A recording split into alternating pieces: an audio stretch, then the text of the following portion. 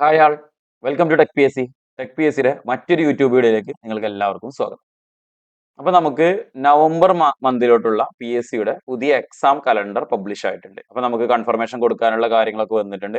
അപ്പൊ അതിൽ ഏറ്റവും ഇമ്പോർട്ടന്റ് ആയിട്ടുള്ള ഒരു എക്സാം ഓവർസിയർ അല്ലെങ്കിൽ ഗ്രാഫ്സ്മാൻ ഗ്രേഡ് 3 എന്ന് പറയുന്നത്, ഗ്രേഡ് 3 അല്ലെങ്കിൽ ട്രേസർ ഗ്രേഡ് 3 എന്ന് നമ്മൾ പറയാറുണ്ട്. മെക്കാനിക്കൽ വിഭാഗക്കാർക്ക് പറ്റുന്ന ഒരു എക്സാം ആണ്. അപ്പൊ ആ എക്സാമിന്റെ ഡേറ്റ് കാര്യങ്ങളൊക്കെ പബ്ലിഷ് ആയിട്ടുണ്ട്.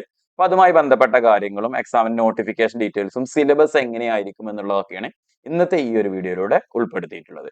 സോ എക്സാമിന്റെ കലണ്ടർ പബ്ലിഷ് ആയി. അപ്പൊ നമുക്ക് കൺഫർമേഷൻ കൊടുക്കാനുള്ള ടൈം വന്നു. അപ്പൊ നമുക്ക് എക്സാമിന്റെ ഡീറ്റെയിൽസും കാര്യങ്ങളും നോട്ടിഫിക്കേഷൻ ഡീറ്റെയിൽസും കാര്യങ്ങളൊക്കെ നോക്കാം.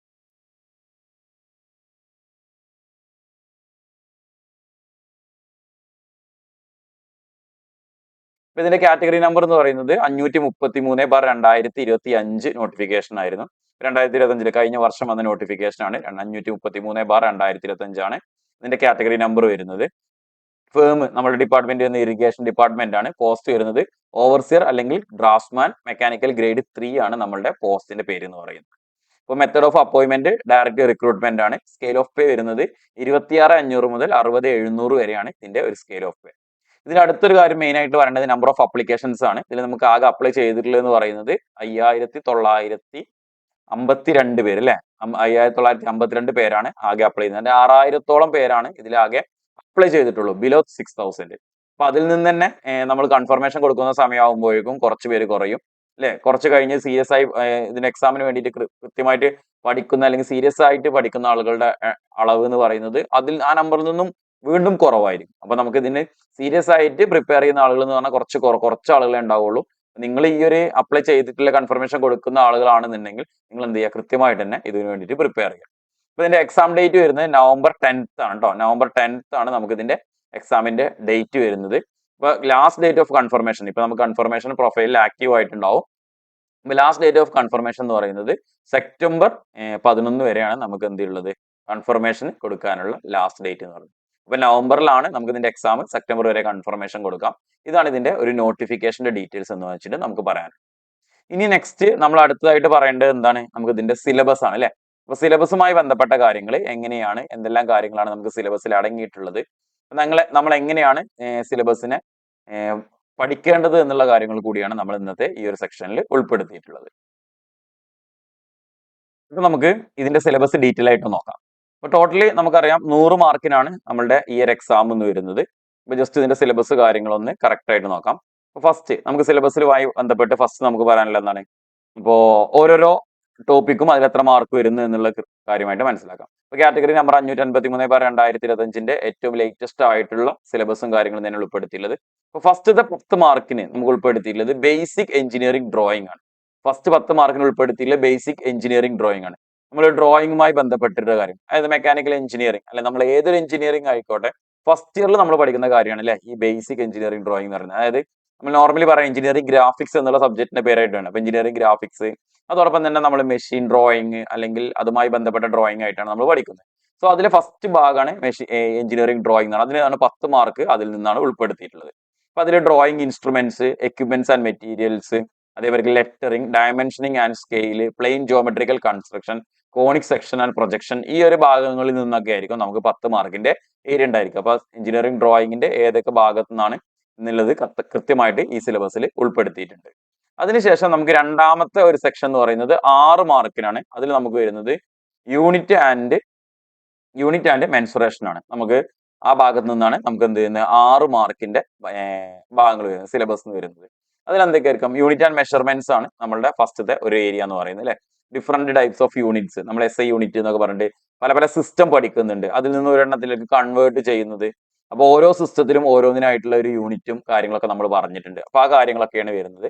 അതോടൊപ്പം തന്നെ measurement of perimeter of area of triangles, polygons and circles. ട്രയാങ്കിൾസിന്റെയും പോളിഗൺസിന്റെയും സർക്കിൾസിന്റെ ഒക്കെ ഏരിയ കണ്ടെത്തുന്നതും പെരിമീറ്റർ കണ്ടെത്തുന്നതുമായി ബന്ധപ്പെട്ടുള്ള ഇക്വേഷൻസും കാര്യങ്ങളൊക്കെ നമ്മൾ പഠിച്ചിട്ടുണ്ട്. ആ കാര്യങ്ങൾ അതേപോലെ തന്നെ വോളിയം ഓഫ് സോളിഡ്സ്, ഇതിൽ നിന്നാണ് 6 മാർക്കിന് അടുത്ത ഒരു പാർട്ടായിട്ട് നമുക്ക് ഉൾപ്പെടുത്തിയിട്ടുള്ളത്. നെക്സ്റ്റ് മൂന്നാമത്തെ ഒരു പാർട്ട് എന്ന് പറയുന്നത് ഓട്ടോ കാർഡ് ആണ്. ഓട്ടോ കാർഡിൽ നിന്നും 8 മാർക്സിനാണ് നമുക്ക് ഓട്ടോ കാർഡ് ഉണ്ടായിരിക്കുക. ഫസ്റ്റ് വൺ എന്ന് പറയുന്നത് ഓട്ടോ കാർഡുമായി ബന്ധപ്പെട്ടുള്ള ഇൻട്രൊഡക്ഷൻ ആണ്, ഇൻട്രൊഡക്ഷൻ ടു ഓട്ടോ കാർഡ്. അതേമാതിരി ഓട്ടോ കാർഡിൽ ഉപയോഗിക്കുന്ന ബേസിക് കമാൻഡ്സ് ഏതൊക്കെയാണെന്നില്ല, ചില കമാൻഡുകൾ തിന്നു കഴിഞ്ഞാൽ നമുക്ക് ഏതാണ് ആ കമാൻഡ് എന്ന് മനസ്സിലാക്കാൻ വേണ്ടിയിട്ട് അല്ലെ അപ്പൊ അതിന് വേണ്ടിയിട്ടാണ് നമുക്ക് ജസ്റ്റ് പറയാറുള്ളത്. അപ്പൊ ഈ ബേസിക് കമാൻഡ്സ് കാര്യങ്ങളാണ് പിന്നെ അടുത്തായിട്ട് വരുന്നത്. Then drawing tool bar, modifying tool ബാറിലുള്ള കുറച്ചധികം മോഡിഫൈങ് ടൂൾസ് ഉപയോഗിക്കുന്നുണ്ട് നമ്മൾ വരക്കുന്ന സമയത്ത്. ആ കാര്യങ്ങളുമായി ബന്ധപ്പെട്ടത് അതേ ലാസ്റ്റ്, അതേപോലെ തന്നെ പ്രിന്റിങ്ങും പ്ലോട്ടിങ്ങുമായി ബന്ധപ്പെട്ടത്. അപ്പൊ ഇത്രയും കാര്യമാണ് ഓട്ടോകാഡ് എന്ന് വരുന്നത് കേട്ടോ. അപ്പൊ നമ്മൾ ഫസ്റ്റ് നമ്മൾ എഞ്ചിനീയറിംഗ് ഡ്രോയിങ്ങിന്റെ ഭാഗം 10 മാർക്ക് പറഞ്ഞു, ദെൻ യൂണിറ്റ് ആൻഡ് മെൻസുറേഷൻ പറഞ്ഞു, നെക്സ്റ്റ് 6 മാർക്സ് പറഞ്ഞു. അത് കഴിഞ്ഞ് ഓട്ടോകാഡ് നമുക്ക് 8 മാർക്സ് വരുന്നു. ദെൻ അടുത്തെന്ന് പറയുന്നത് നാലാമത്തെ module develop surface and interpretation of solid in orthographic projection. നമ്മൾ ഓർത്തോഗ്രാഫിക് പ്രൊജക്ഷൻസും കാര്യങ്ങളും പഠിക്കുന്നുണ്ട്. അതുമായി ബന്ധപ്പെട്ടിട്ടുള്ള കാര്യങ്ങൾ ഡെവലപ്പ് സർഫസ് നമുക്ക് ഈ ഓട്ടോകാഡിൽ തന്നെ ഉൾപ്പെടുത്തിയിട്ടുള്ള ഒരു ഭാഗങ്ങളിൽ നിന്ന് പെട്ട ഒരു സംഭവം തന്നെയാണെന്നില്ല പറയാം അല്ലെ. അപ്പൊ അതുമായി ബന്ധപ്പെട്ടിട്ടുള്ളതാണ് നമ്മൾ എന്ത് ചെയ്യുന്നത് ഈ ഒരു നാലാമത്തെ മൊഡ്യൂളിൽ നമുക്ക് ഒരു 6 4 10 മാർക്കിന് ഈ ഒരു ഭാഗത്ത് ഉൾപ്പെടുത്തിയിട്ടുണ്ട്. നെക്സ്റ്റ് നമ്മൾ മെക്കാനിക്കലിന്റെ ഭാഗത്തോട്ട് കയറുകയാണ്. നമ്മൾ വർക്ക്ഷോപ്പും മെഷീൻ ടൂൾസും കാര്യങ്ങളും അങ്ങനെയുള്ള ഭാഗത്തോട്ട് കയറുകയാണ്. നെക്സ്റ്റ് എന്ന് പറയുന്നത് different types of fasteners, weld and locking devices. അപ്പൊ നമുക്ക് ഫാസ്റ്റ്നേഴ്സിന്റെ ഭാഗം, വെൽഡിങ്ങിന്റെ ഭാഗം, ലോക്കിംഗ് ഡിവൈസിന്റെ ഭാഗം 3 ഭാഗത്തും സെപ്പറേറ്റ് ആയിട്ട് കൊടുത്തിട്ടുണ്ട്. അത് നമുക്ക് മൊത്തം വരുന്നത് 16 മാർക്കിനാണ് കേട്ടോ. ഈ ഒരു ഏരിയ ടോട്ടൽ വരുന്നത് അവിടെ ഒരു 6 കൊടുത്തിട്ടുണ്ട്, ഒരു 4 കൊടുത്തിട്ടുണ്ട്, വീണ്ടും ഒരു 6 കൊടുത്തിട്ടുണ്ട്. അപ്പൊ നമുക്ക് 16 മാർക്കിനാണ് ഈ ഒരു ഏരിയ വരുന്നത്. അപ്പൊ ഫാസ്റ്റ്നേഴ്സിൽ സ്ക്രൂസ്, ത്രെഡ്സ്, അതേമാതിരി തന്നെ സ്ക്രൂ ത്രെഡ്സുമായി ബന്ധപ്പെട്ട നോമൻക്ലേച്ചർ, അതിന്റെ ടേംസ് കാര്യങ്ങളൊക്കെ അല്ലെ. നമ്മൾ പിച്ച് സർക്കിള്, ക്രസ്റ്റ് റൂട്ട് എന്നൊക്കെ പറഞ്ഞിട്ട് നമ്മൾ കുറെ അധികം കാര്യങ്ങൾ പഠിക്കുന്നുണ്ട്. ആ കാര്യങ്ങളൊക്കെ തന്നെയാണ് നമുക്ക് എന്ത് ചെയ്യുന്നത് ഈ ഒരു ഭാഗത്ത് നിന്ന് വരുന്നുണ്ടായിരിക്കുക. Then types of screw thread, different ആയിട്ടുള്ള സ്ക്രൂ ത്രെഡ്സിനെ കുറിച്ച് പഠിക്കുന്നുണ്ട്. അതിന്റെ ആംഗിൾസ് നമ്മൾ പറയാറുണ്ട്. അപ്പൊ അങ്ങനെയുള്ള കാര്യങ്ങളൊക്കെ ത്രെഡിന്റെ ആംഗിൾ ഒക്കെ പറയാറുണ്ടല്ലോ, ആ കാര്യങ്ങളൊക്കെ തന്നെയുണ്ട്. പ്രൊപ്പോർഷൻസ് ആൻഡ് ദെയർ യൂസസ് കാര്യങ്ങൾ വരുന്നു. Thread as per SP 46 2003 conversions.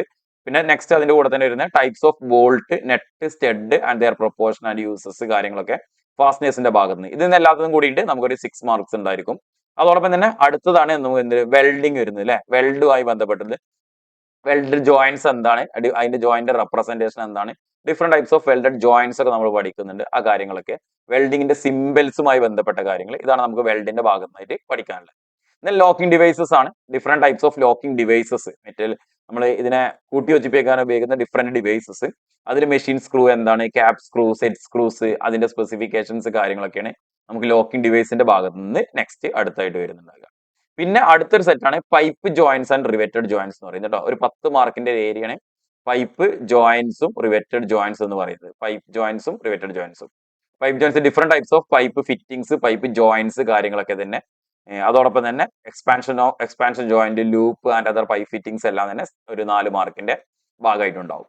പിന്നെ റിവെറ്റഡ് ജോയിന്റ്സ് ആണ് അടുത്തൊരു സെറ്റ് ആയിട്ട് 6 മാർക്കിന് വരുന്നത് അല്ലെ. Types of rivet, different types of rivet ഉണ്ടാവും. അതേപോലെ തന്നെ അതിന്റെ യൂസും അതിന്റെ size പ്രൊപ്പോർഷൻസും.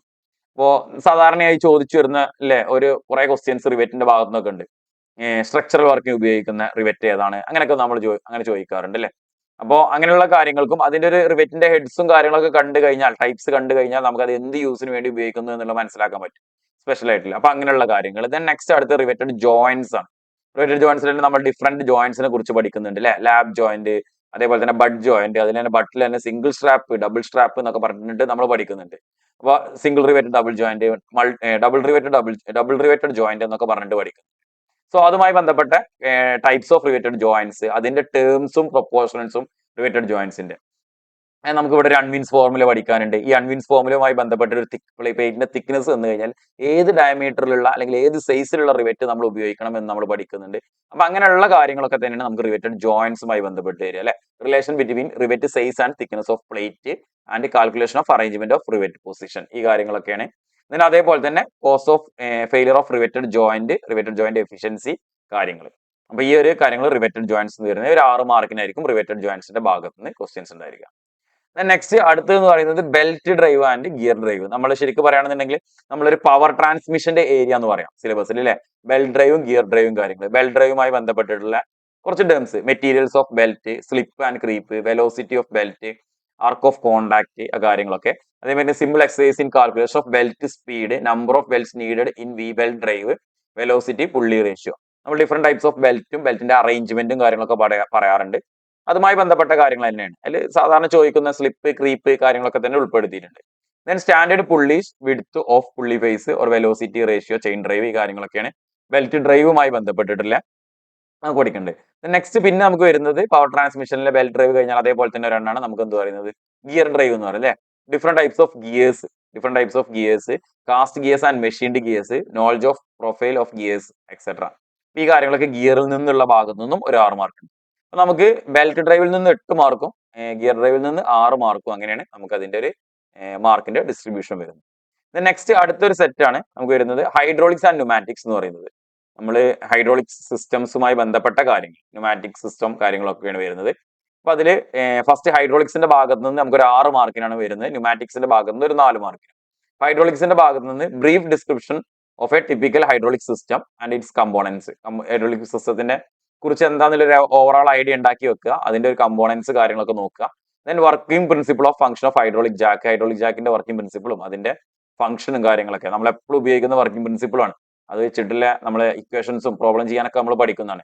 Different types of hydraulic actuator, different types ആയിട്ടുള്ള ഹൈഡ്രോളിക് ആക്ച്വേറ്റേഴ്സിനെ കുറിച്ച്, അതേപോലെ തന്നെ simple and working of hydraulic DC valve, non return valve and throttle valve. നമ്മൾ ഡയറക്ഷൻ കൺട്രോൾ വാൾവുകൾ, നോൺ റിട്ടേൺ വാൾവുകളുടെയൊക്കെ സിമ്പിൾസും കാര്യങ്ങളും ഹൈഡ്രോളിക്സിന്റെ ഫ്ലൂയിഡ് വാൾവ്സ് എന്നുള്ള ഭാഗങ്ങളിൽ നമ്മൾ നോർമലി പറയുന്ന കാര്യങ്ങളാണ്. അപ്പൊ ആ കാര്യങ്ങളിൽ നിന്ന് നമുക്കൊരു 6 മാർക്കിനായിരിക്കും ആ സെക്ഷനിൽ ഉണ്ടായിരിക്കും.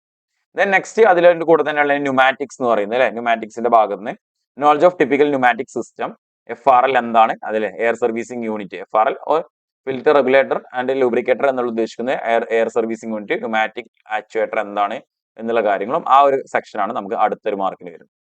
ദെൻ നെക്സ്റ്റ് അടുത്തത് മെക്കാനിക്കലിന്റെ അടുത്തൊരു ഭാഗത്തോട്ട് പോവുകയാണെങ്കിൽ ലിമിറ്റ് ഫിറ്റ് ടോളറൻസ് ആണ് അടുത്ത ഒരു സെക്ഷൻ എന്ന് പറയുന്നത്. ലിമിറ്റ് ഫിറ്റ് ടോളറൻസ്, ലിമിറ്റ് എന്താണ്, ഫിറ്റ് എന്താണ്, ടോളറൻസ് എന്താണ്, ടോളറൻസിന്റെ ഡയമെൻഷനിങ് എങ്ങനെയാണ് അല്ലെ, അതേപോലെ തന്നെ ജോമെട്രിക്കൽ ടോളറൻസ് എന്താണ് അല്ലെ, indication of the symbols of machining, finishing surface on drawing. അപ്പോൾ ലിമിറ്റ് ഫിറ്റ് ടോളറൻസുമായി ബന്ധപ്പെട്ട കാര്യങ്ങൾ. Then production of interchangeable parts, geometrical tolerance, ഈ കാര്യങ്ങളൊക്കെ തന്നെയാണ് നമുക്ക് ലിമിറ്റ് ഫിറ്റ് ടോളറൻസിന്റെ ഭാഗത്ത് വരുന്നത്. ദെൻ നെക്സ്റ്റ് എന്ന് പറയുന്നത് ബിയറിംഗ്സ് ആണ്. ബിയറിംഗ്സിന്റെ ടൈപ്പും അഡ്വാൻറ്റേജസും ആണ് പഠിക്കേണ്ടത്. Knowledge of bearing due to reduce. Bearings എന്താണ്, ബിയറിംഗ്സിന്റെ ഒരു ക്ലാസിഫിക്കേഷൻ വരുന്നുണ്ടല്ലോ അല്ലെ. ഫ്രിക്ഷൻ ബിയറിംഗിൽ നമ്മൾ റോളർ ബിയറിംഗ് കുറേ അധികം ക്ലാസിഫിക്കേഷൻസ് നമ്മൾ പറയുന്നുണ്ട്.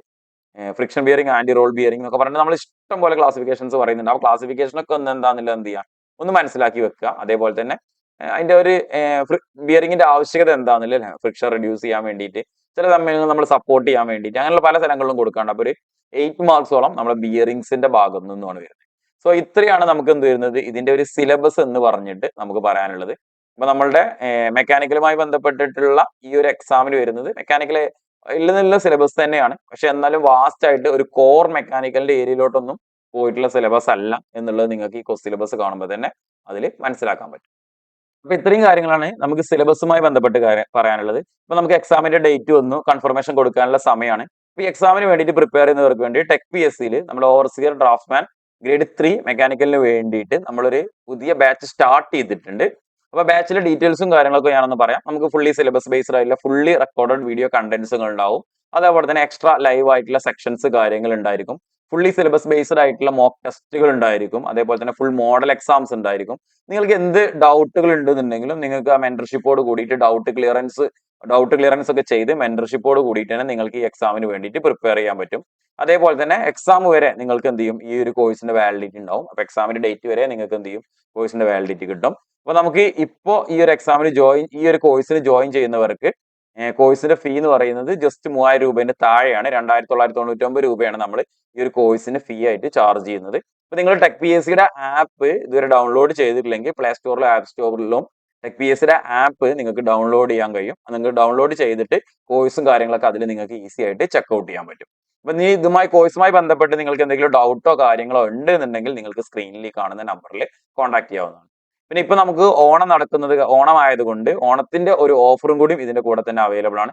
നമ്മളെ ടെക് PSCയുടെ ആപ്പിലുള്ള ഏത് കോഴ്സുകൾ എടുക്കുകയാണെന്നുണ്ടെങ്കിലും എല്ലാ മെക്കാനിക്കൽ റിലേറ്റഡ് ആയിട്ടുള്ള എല്ലാ കോഴ്സുകൾക്കും അതുമായി ബന്ധപ്പെട്ട് ടെക് PSCയുടെ ആപ്പിൽ ഉള്ള നിങ്ങൾക്ക് എല്ലാ കോഴ്സുകൾക്കും ഇപ്പൊ ഒരു 20% ഒരു ഫ്ലാറ്റ് ആയിട്ടുള്ള ഒരു ഡിസ്കൗണ്ട് ഓണം ഓഫർ ആയിട്ട് നമ്മൾ നൽകുന്നുണ്ട്.